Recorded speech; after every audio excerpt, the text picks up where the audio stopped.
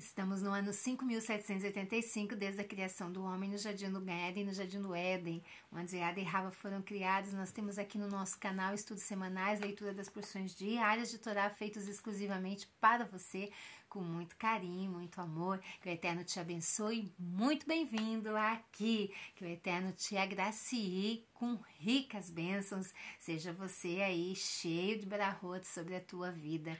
E que, se você está aqui pela primeira vez, muito obrigado pela tua companhia. E eu faço um convite todo especial para você. Fica comigo até o finalzinho desse vídeo. Aí lá no final, curta, compartilha e comenta. Seja mais uma luz aí brilhando em meias trevas. E a todos vocês inscritos aqui no canal, muito obrigada. Meu beijo, meu carinho aí a todos vocês. Se sintam amados, abraçados, acarinhados pelo Eterno, nosso Criador, o autor da nossa vida, aquele que nos fez a sua imagem e a sua semelhança. Nós estamos maravilhados aqui nessa semana de tantas bênçãos aqui acontecendo em cada porção aqui que nós lemos, que tiramos grandes instruções para a nossa vida. Hoje nós já estamos aqui no quarto dia, na quarta aliá, da Parashá Devarim, mais conhecido aí, né?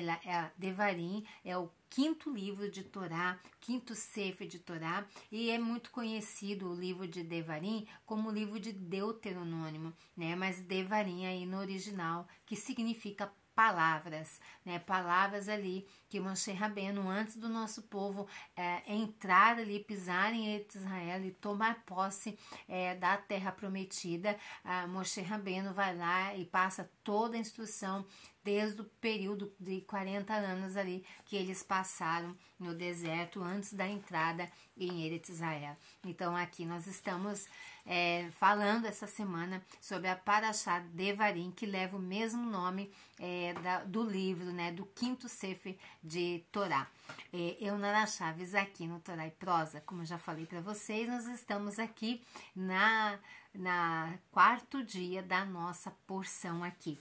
Então, nós vamos ler aqui, quero ler com vocês, da quarta até a sétima porção aqui, porque essa semana eu quero fazer aqui, trazer para vocês, para autoconhecimento sobre os acontecimentos aqui do mês de Av. Mês de Av que entrou agora, nesse Shabat que passou. Foi o primeiro dia do nosso novo mês, né? Rosh Chodesh, aí foi no Shabat que já passou. Nós entramos ali, né, com as bênçãos do Eterno sobre as nossas vidas, porque foi duas festividades ali juntas. Shabat já é a grande festa, é a primeira das datas santas, mas ainda nós tivemos ali a presença de Rosh Chodesh, ou seja, ali da lua nova, da entrada do novo mês para todos nós, como o Eterno designou a princípio. Então eu quero deixar com vocês aqui hoje na quarta porção, a quarta, quinta, sexta e a sétima junto, tudo junto aqui, resumindo, para que a gente possa na quinta e na sexta falar um pouquinho sobre Tisha B'Av, né? Vamos ver aí. Então aqui na quarta porção diz como Moshe Rabbeinu está dizendo à nossa geração o que aconteceu. Ele está continuamente advertindo-os contra a repetição dos erros de seus antecessores. Então, Moshe não se cansava em nenhum momento de ensiná-los e de repreendê-los, de instruí-los dentro de Torá. Por que tanta instrução? Para que não viéssemos a cometer os mesmos erros dos nossos antepassados. Basta se nós queremos colher as consequências que eles colheram. Acredito que nenhum de nós, de sábia consciência, queremos para nós. Então é muito importante analisarmos os erros, como já falei aqui em outros vídeos, não para julgá-los, condená-los, mas para aprender a não querer as mesmas consequências adquiridas naqueles erros ali de herança. Então, é especificamente esta nova geração que o anterior se preocupou. Eles choraram que seus filhos seriam órfãos. Esses mesmos filhos são agora os que estão prestes a entrar na terra. Moshe também fala sobre os resultados trágicos da tentativa do povo de ir à terra contra os desejos de Elohim. Não funcionará sem a ajuda de Elohim. Não pode falhar com a ajuda dele. Esta é a lição de mais de 3.000 anos atrás. Esta é a lição para hoje. Moshe compara o Emori às abelhas. Rashi explica que assim como uma abelha atacará e aferroará, e a ferroada causará sua própria morte, também alguns de nossos inimigos. Rashi registra uma tradição de que o povo de Israel passou 19 anos, metade do tempo errante, em um só lugar, Kadesh. A perambulação real foi muito inferior a 40 anos. Por outro lado, havia alguns lugares em que as pessoas passavam um dia a mais. Aqui na Quinta Liá, o povo seguiu em direção ao norte e foi avisado para não lutar contra o povo de Esav, pois sua terra é deles como herança. Somente a compra de comida e água, a sua jornada pelo território de Esav seria permitida. O território de Moabe também foi colocado fora dos limites, porque era uma herança para os descendentes de Lot. Vários povos são nomeados pelas terras diferentes na área. A errância levou 38 anos até que Elohim disse ao povo para atravessar o território de Amon e Moabe, mas sem lutar lá. Tanto Edom quanto Amon e Moabe lutaram por suas terras, como Israel fará em breve. Shihon recebeu a paz, mas ele a rejeitou, abrindo caminho para que Israel conquistasse a sua terra com sucesso. As referências à herança aos descendentes de Esav e Lot nesta porção são as fontes do Talmud para o conceito que permite que um não-judeu herde de seu pai. Em Devarim, capítulo 2, no versículo 25, nos é dito que, como resultado de nossas primeiras vitórias sobre Emori, outras nações ouvirão sobre elas e temerão o povo de Israel. Essa ideia é repetida em Devarim 28:10, logo antes da Torahá em Kitavo, onde o Eterno nos diz que se seguirmos os seus caminhos, então as nações verão que somos chamados pelo nome de Elohim e ele nos temerão. A frase de Devarim, o Passuk de Kitavô, tem a mesma Gematria, 1879, que acontece de ser o número de anos de domínio estrangeiro em Eretz Israel, do ano da destruição do segundo Beit HaMikdash até o último ano do mandato britânico, foi 1879 anos. O Dr. Kizef, da Beit Vegan, escreveu para corrigir uma impressão errada que deixei no Sedra Sumari da semana passada. No início foram Reuven e Gad, não como metade de Menashe, que se aproximaram de Moshe para obter permissão para se estabelecer na margem deste o rio Jordão. Foram essas duas tribos, não as 2,5 que atraíram a reação raivosa de Moshe. O próprio Moshe juntou metade de Menashe mais tarde, pretendendo fornecer professores e modelos para Reuven e Gad e fornecer uma ligação próxima com as pessoas do outro lado do rio. Ponto tomado. Na sexta e sétima aliá, Moshe continua sua narrativa com os detalhes das vitórias sobre Shihon e sua terra. Og, rei de Bazã, também caiu a Israel. Moshe descreve as terras conquistadas que foram prometidas às tribos de Reuven e Gad e metade de Menashe. As vitórias da margem oriental do Jordão ajudaram a construir a confiança de Israel para os tempos difíceis que se seguiram ao atravessar o Jordão para Eretz Israel. Em nossa geração, filhos de escravos necessitava da preparação multifacetada que os anos de peregrinação proporcionavam para poder ter sucesso na sua conquista e colonização da terra. A descrição da terra East Bank continua. Moshe repete as instruções para as 2,5 tribos para colonizar seu território. Somente após a conquista e colonização da terra de Israel, estes homens poderão retornar às suas famílias e cidades. Moshe ordenou a Yehoshua que anotasse bem a data do vencimento e não tema o que está por vir do outro lado do rio. Os últimos 3 Peshukim são relidos para o Maftir. O Rabino Shur, um dos membros proeminentes da congregação, geralmente recebe esta honra de ler, então. E nós aqui estamos falando agora sobre as cidades de refúgio que ali foram constituídas. Os levitas recebem 48 cidades de Eretz Israel. Diferença entre as 6 cidades de refúgio e as 42 cidades, a conquista e a definição das fronteiras, Moshe e os locais do acampamento. Isso aqui é o que está relatado da 4ª até a 7ª aliada essa semana da Parashá Devarim, a gravidade do crime de assassinato. Vamos descrever um pouquinho aqui sobre a gravidade deste crime, de assassinato. O Eterno ordenou a Moshe: separa 3 Are Miklat, cidades de refúgio, a leste do rio Jordão, depois que Bnei Israel cruzar o Jordão, e Yehoshua deverá separar outras 3 em Eretz Israel. Se um judeu matar o outro sem intenção, acidentalmente, deverá correr em direção de um a Miklat, cidade de refúgio. Em seguida, os juízes do Sanhedrin o levam a julgamento e determinam se ele matou intencionalmente, bemezid, ou por engano, beshogeg. Se decidirem que o assassinato foi cometido deliberadamente, o assassinato não pode retornar o assassino não pode retornar à cidade de refúgio.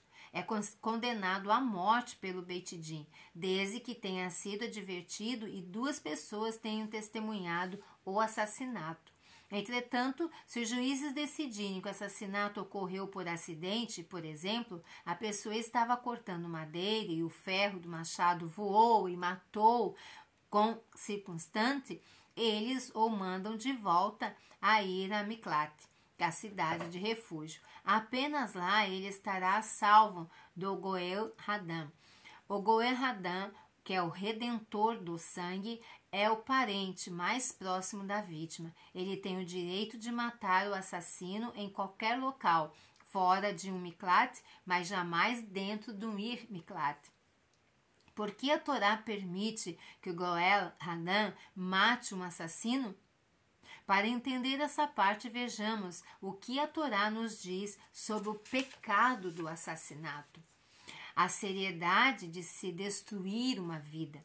De todos os pecados que um ser humano pode cometer contra o seu próximo, a Torá considera o assassinato o pior de todos. Muitas falhas cometidas contra o próximo podem ser corrigidas. Se uma pessoa insulta a outra, pode se desculpar. Se roubou alguma coisa, pode devolver ou pagar por ela, mas se tirou a vida de alguém, jamais poderá restituí-la. Além disso, muito provavelmente a vítima teria tido filhos. Agora todas essas gerações não poderão nascer.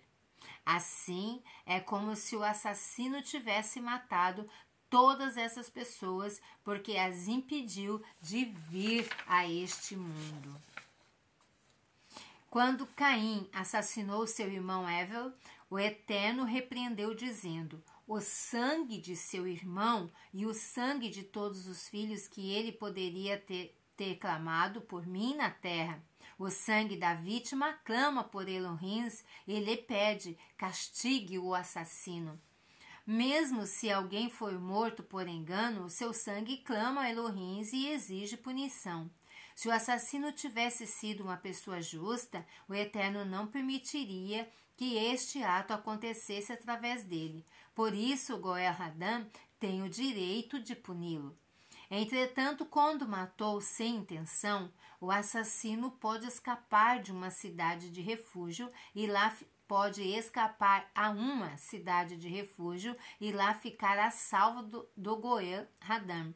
O seu castigo é que deve deixar o seu lar e ficar em local novo e estranho. Esta punição expia o pecado. Por quanto tempo alguém que matou por acidente deve permanecer na cidade de refúgio? O assassino deveria permanecer até a morte do Kohen Gadol vigente. Então poderia, depois da morte deste, retornar para casa. O que tem o Kohen Gadol a ver com isso? O que o sumo sacerdote tem a ver com a volta dessa pessoa que assassinou alguém saindo lá da cidade de refúgio? É dever do Kohen Gadol rezar regularmente para que nenhuma tragédia se abate sobre Bnei Israel. Se suas orações tiverem sido perfeitas, um assassinato não deveria ter ocorrido. O fato de que um assassinato ocorreu durante o seu tempo mostra que o Kohen Gadol é, de certa forma, responsável. Porque enquanto que o Kohen Gadol estivesse rezando, orando, intercedendo ali pelo povo, não haveria assassinato. Se houve assassinato, automaticamente está ligada a falha ao Kohen Gadol. A morte do Kohen Gadol expiava o assassinato, então, cometido pela pessoa. Nossos sábios nos dizem que os assassinos em uma cidade refúgio dificilmente poderiam esperar que o Kohen Gadol morresse para que pudessem voltar para casa. Preocupados de que os assassinos poderiam rezar pedindo a morte de seus filhos, as mães de todos os Kohanins, Gedulim, faziam a ronda das cidades refúgio, serviam-lhes alimentos e bebidas, esperando que os refugiados se sentissem confortáveis. Queriam que eles apreciassem a estadia no Ir Miklat, e não que rezassem pedindo a morte do Kohen Gadol. A Torá adverte o Beit-Din: não aceitem dinheiro de um assassino não intencional para deixá-lo voltar para casa. Ele deve permanecer no Ir Miklat até que o Kohen Gadol faleça. O Beit-Din também é advertido: nunca aceite dinheiro de alguém que assassinou intencionalmente para poupá-lo da pena da morte. Assim que Moshe ouviu a ordem de Elohim, separou 3 cidades refúgio a leste do Jordão. Os levitas recebem 48 cidades em Eretz Israel. Os levitas serviam no Beit HaMikdash, no templo, e eram os que ensinavam Torá para todos os povos. Para todo o povo. Não tinham tempo para cultivar fazendas, por isso não receberam a parte de Eretz Israel. Em vez disso, o Eterno ordenou a Moshe: dê aos levitas 48 cidades espalhadas por todo o Eretz Israel. Destas 48, 6 eram os Ari Miklat, designados por Moshe a Yehoshua. Nossos sábios explicam que não apenas estas 6, como também as outras 42 cidades protegiam os assassinos que não tiveram intenção de matar. Em outras palavras, todas as 48 cidades levitas serviram como Arai Miklat. Como havia cidades de levitas por todo o Eretz Israel, cada distrito tinha mestres de Torá. O Eterno ordenou: cada cidade dos levitas deverá ter uma área aberta com 1000 amot, aproximadamente 500 metros quadrados em volta. Este espaço permanecia aberto para embelezar a cidade. Era proibido plantar ali. Quando Bnei Israel vinha para aprender Torá com os levitas, ficavam impressionados pela bela paisagem, e isto os ajudava a honrar os mestres de Torá. A área aberta ao redor de cada cidade era circundada por uma segunda área em volta de maior dimensão, onde os levitas tinham permissão de cultivar plantas e apacentar os seus rebanhos. A diferença entre as 6 cidades refúgios e as 42 cidades. A Torá chama as 6 cidades separadas por Moshe e Yehoshua de Arei Miklat. Por que a Torá designa apenas 6 cidades em particular de Aremiklat? A resposta é que estas 6 têm 2 vantagens sobre as outras 42. Um assassino, primeira coisa, um assassino podia viver sem arcar com nenhuma despesa por sua permanência, enquanto nas outras cidades pagava aluguel aos levitas. Segundo, estas 6 protegeriam o assassino mesmo que ele não percebesse que a cidade a qual chegara era um refúgio. Entretanto, nas outras 42, um assassino era protegido de Goel Hadam apenas se soubesse que esta era uma cidade levita. Por que o Eterno designou as cidades levitas como um local de refúgio? Por que o Eterno não permitiu que eles permanecessem nas suas casas, cidades? Uma oportunidade de reabilitá-los. Uma oportunidade de reabilitação para eles. O Eterno não encarcerou o assassino dentro de uma prisão sozinho em uma companhia de outros delinquentes. Muito pelo contrário, o estabeleceu em um ambiente de santidade máxima entre os levitas, servos dedicados a Elohim e mestres de Torá. Esta atmosfera era espiritualmente benéfica ao assassino e a melhor oportunidade de reabilitação. A conquista e a definição das fronteiras de Israel. O Eterno ordenou a Moshe que explicasse ao povo judeu as mitzvot que teriam que cumprir em Eretz Israel. Uma delas era: vocês não podem se estabelecer entre as 7 nações que lá vivem. Depois que a conquistarem a terra, devem expulsá-los. Estas nações são idólatras e praticam atos ilícitos. Se viverem junto a eles, imitarão seus erros, seus pecados. Se obedecerem, permanecerão no país. Do contrário, as nações que lá deixarem, causarão infortúnios ao povo de Israel, destruam todos os ídolos que encontrarem no país. Moshe descreveu aos judeus as fronteiras exatas de Eretz Israel a leste, norte e sul do país. A fronteira oeste é o mar Mediterrâneo. Por que nós devemos conhecer as fronteiras de Israel ou de Eretz Israel? Porque muitas mitzvahs aplicam-se apenas a Eretz Israel. Nós temos 613 mandamentos a cumprir. Mas existem mandamentos que o Eterno deu a nós, que somente se aplicam para a terra mesmo de Israel.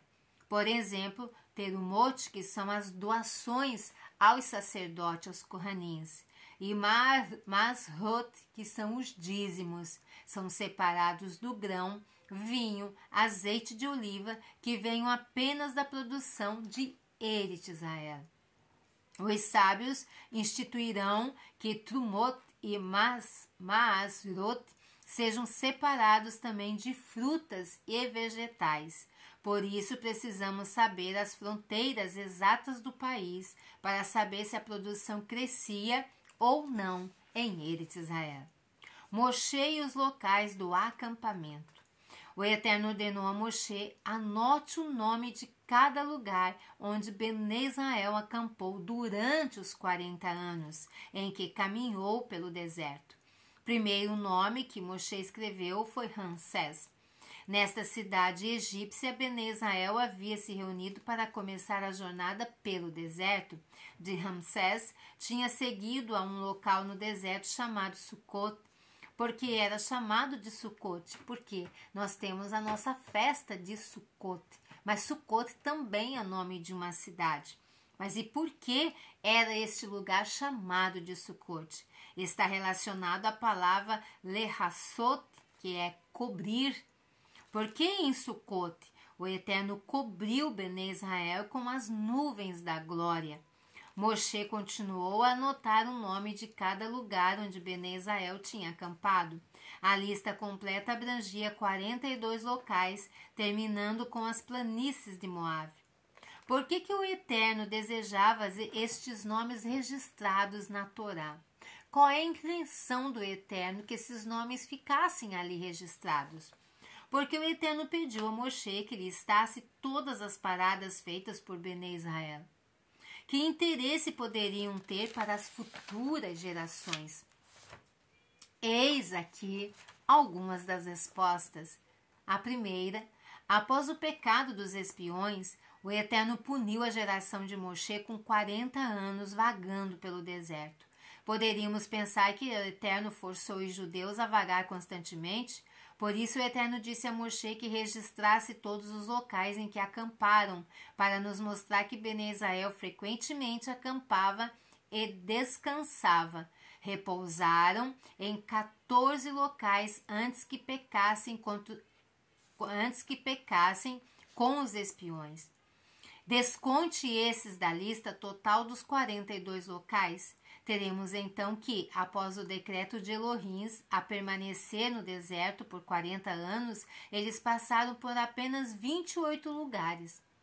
Destes 28 lugares, subtraímos outros 8 lugares pelos quais Bene Israel viajaram no 40º ano após a morte de Aharon. Estes 8 não fazem parte de suas caminhadas, pelo contrário, foram erros de Bene Israel. Após a morte de Aharon, estavam tão temerosos dos ataques inimigos que retrocederam em 8 paradas. Assim, restam 20 lugares nos quais acamparam durante o período de 36 anos, aliás, de 38 anos. O pecado dos espiões ocorreu no 2º ano. Em outras palavras, os judeus puderam parar e descansar em média 2 anos em cada local. Desta forma, percebemos que quando Elohim decreta uma punição, ele o faz com misericórdia. Ao lermos na Torá esta lista de locais, entendemos melhor isto. Sabemos também que os judeus de nada sentiam falta enquanto viajavam pelo deserto. O Eterno lhes fornecia o maná, água do poço de Miriam, além de rodeá-los com nuvens de glória. O tzadikim entre Bene Israel nunca tiveram que vagar? Como que viajaram? Como eles viajavam? As nuvens de glória que se espalhavam sobre Bene Israel os carregavam, eram transportados por estas nuvens sem nenhum esforço de sua parte. Na segunda resposta, quando as gerações posteriores de Bene Israel estivessem morando em Eretz Israel, na terra de Israel, leriam a lista de locais de acampamento na Torá. Cada local foi assim denominado devido a algum evento que lá acontecera. Por exemplo, um pai leria o nome do local, Dafka, diria então aos filhos: ouçam, crianças, em Dafka o Eterno fez cair o maná do céu para nossos antepassados. Eles estavam num deserto árido, onde nada crescia e ficavam preocupados, onde conseguiriam alimento, mas o Eterno lhes forneceu, e este local foi chamado de Dafka, porque os corações do povo de Israel batem ansiosamente devido à falta de alimento. A tradução da palavra Dafka é bater. E quando o pai pronunciasse o nome Ritma, diria aos filhos: este local foi chamado Ritma porque foi lá que os espiões falaram Lashon Hará sobre Eretz Israel. Porque foi lá, neste local, que os espiões usaram da língua maldizente sobre Eretz, sobre a terra de Israel. Lashon Hará é comparado à madeira da piaçava, a Ritma. Mas por que tem essa comparação? O Midrash explica a assombrosa qualidade da madeira da piaçara. 2 viajantes no deserto descansavam sobre uma moita de piaçavas. Cortaram alguns dos galhos e prepararam um fogo para cozinhar sua comida. 1 ano depois passaram pelo mesmo local novamente. Olhem, este é o local onde paramos no ano passado? Um mostrou ao outro: vamos descansar aqui outra vez? Pisaram sobre as cinzas de uma antiga fogueira com os pés descalços, pois não tinham sapatos. De repente, sentiram os pés chamuscados. Os carvões da piaçava ainda estavam quentes por dentro, embora não se pudesse imaginar isso apenas olhando para eles. Como é fantástico esta madeira de piaçava! Ainda está incandescente após um ano inteiro, observou um deles. Agora nós podemos entender por que nossos sábios comparavam a Lachon Hará à madeira de piaçava. Se alguém dá ouvidos a Lachon Hará sobre outra pessoa, pode aparentemente esquecer, mas enraizado em sua mente, o Lachon Hará, a língua maldizente, ainda continua ali, incandescente, fervendo, queimando. O seu efeito perverso perdura por muito tempo. Como os espiões haviam falado Lachon Hará a Bnei Israel e tinham aceitado este local, foi chamado de Ritma, lembrando-nos da madeira de piaçava. Destes exemplos, vemos que o nome de cada local de acampamento é importante. Toda vez que um judeu ler, lembrará das maravilhas que o Eterno ali realizou ou algum incidente ocorrido também com Bnei Israel. Terceiro, o Midrash oferece uma outra razão aqui. Esses locais merecem uma menção honrosa, porque acomodaram os judeus. Durante suas caminhadas, foram honrados, embora lugares não tenham vontade própria. Isso nos ensina a grande recompensa da hospitalidade. Se um judeu for livre, escolha, abre sua casa a alguém que precisa de alimento e um local para dormir, muito mais o Eterno vai honrar. Olha só que lição maravilhosa aqui, né? Lição de grande valia para as nossas vidas, que nós possamos ter esse entendimento, que tudo que está registrado nas Escrituras Sagradas, o nome de uma cidade, o nome de uma pessoa, enfim, tudo ali, ele tem um grande significado por trás, né? É muito importante para nós que estudamos Torá, termos esse conhecimento, porque traz sempre para nós muitas lições. Se você foi abençoado com esse vídeo aqui, que o Eterno te abençoe ricamente. Vá lá, se inscreva no canal se tu não é inscrito.